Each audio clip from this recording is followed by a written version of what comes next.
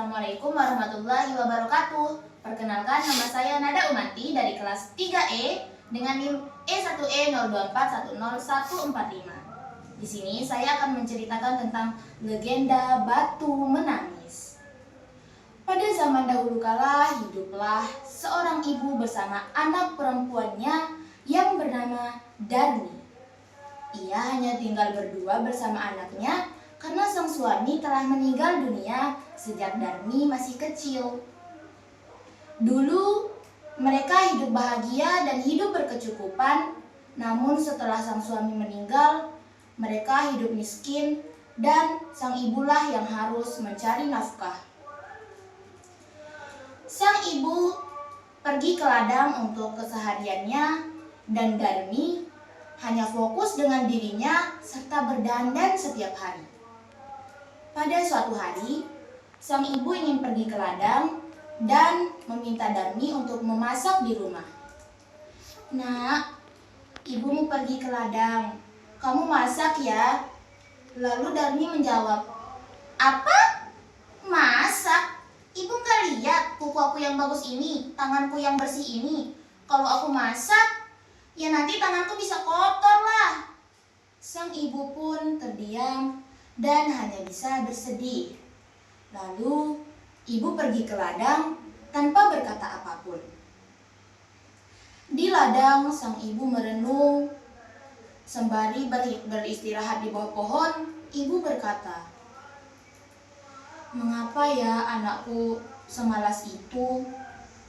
Tuhan, ubahlah anakku menjadi pribadi yang lebih baik, dan semoga dia nggak malas lagi."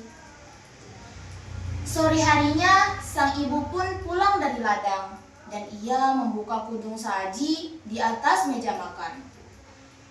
Alangkah terkagetnya sang ibu karena tak ada sedikit pun makanan di atas meja. Ia pun memanggil Darmi dan berkata, "Nak, kamu gak jadi masak."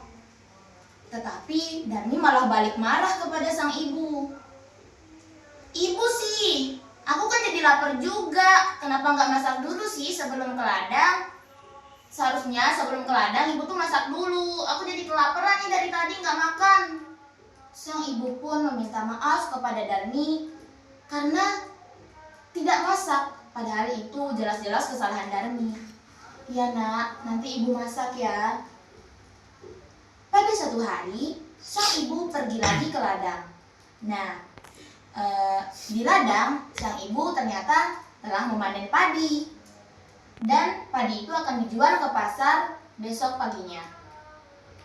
Sepulangnya dari ladang, sang ibu berkata kepada Darmi, "Nak, ibu tadi memanen padi.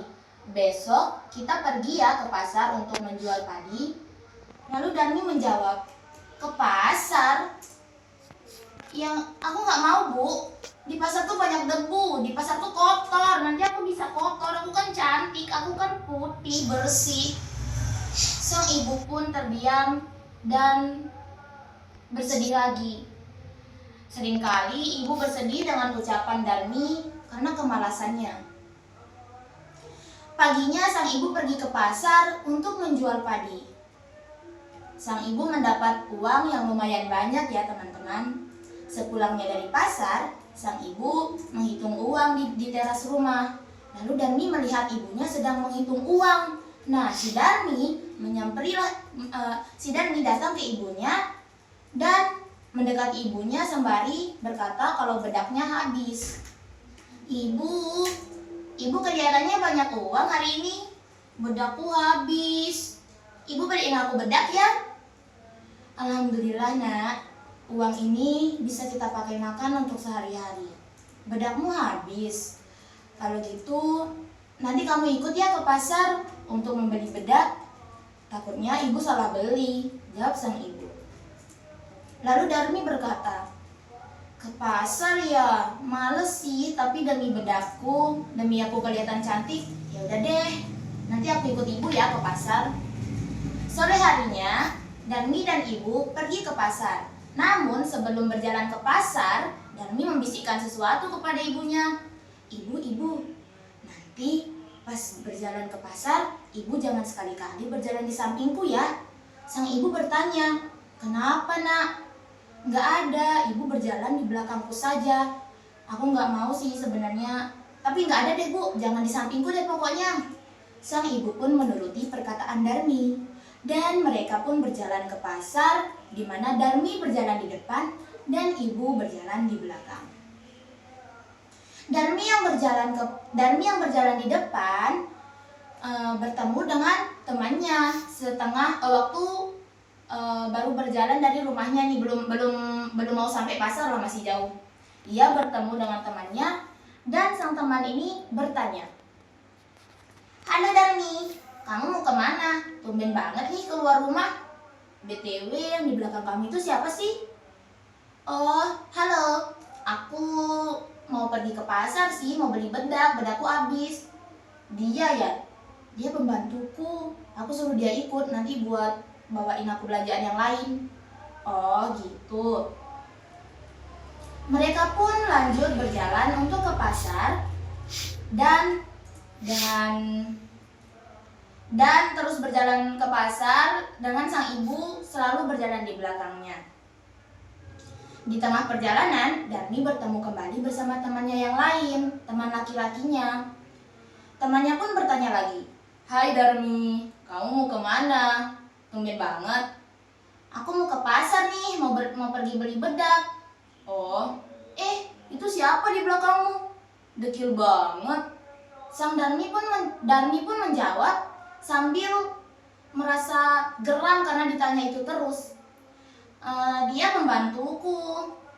"Oh, kukira dia ibumu," tanya temannya. "Ya enggak lah, ya kali ibuku dekil kayak begitu." Sang ibu pun sakit hati untuk kedua kalinya. Namun, sang ibu tetap menahan rasa sakitnya dan terus berjalan di belakang Darmi.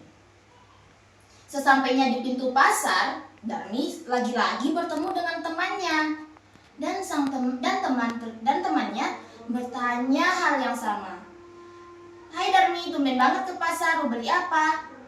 Itu siapa sih yang di belakangmu? Kenapa dia ngikutin kamu terus dari tadi, aku perhatiin?" Darmi pun menjawab, Aku mau beli bedakku habis. Dia membantuku." Oh, sang ibu tak tahan lagi untuk menahan rasa sakit. Ibu pun menangis dan berdoa di dalam hatinya. "Tuhan, mengapa anakku seperti ini? Mengapa dia tidak mau mengakuiku sebagai ibunya?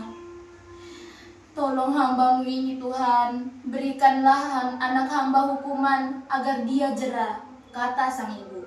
Tiba-tiba Darmi berteriak karena kakinya kaku dan sakit. "Ibu, kakiku sakit.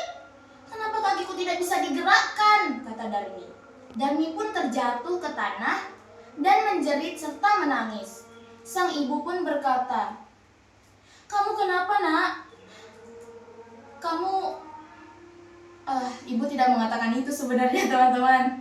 Tapi Darmi menjadi kesakitan dan sedikit demi sedikit badan Darmi menjadi batu, mulai dari kaki, badan, hingga kepala.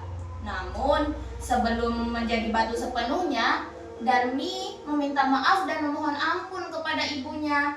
"Ibu, apa yang terjadi kepadaku? Kenapa aku menjadi batu? Ibu tolong, maafkan aku ibu." Lalu ibu pun menjawab, "Maafkan ibu nak, ini semua akibat dari perbuatanmu. Kamu telah durhaka kepada ibu. Ibu sudah memaafkanmu nak," kata sang ibu. Lalu badan Darmi yang sudah menjadi batu pun merambat ke kepala sehingga Darmi menjadi batu sepenuhnya. Sang ibu pun menangis dan memeluk batu tersebut. Nah, setelah Darmi menjadi batu, karena batu tersebut berada di tengah-tengah jalan di pasar, warga setempat pun memindahkan batu itu di pinggir tebing, tepatnya di Kalimantan Barat, teman-teman. Dan batu itu dikenal sebagai batu menangis. Walaupun Darmi sudah meminta maaf kepada ibunya, namun Darmi tidak bisa diubah kembali menjadi manusia karena dia telah durhaka, teman-teman. Jadi pelajaran yang bisa dipetik dari kisah ini, Jangan durhaka kepada orang tua, nanti kita bisa jadi batu, seperti Darmi. Mungkin hanya itu saja teman-teman yang dapat saya sampaikan dan ceritakan kepada kalian. Wassalamualaikum warahmatullahi wabarakatuh. Bye-bye.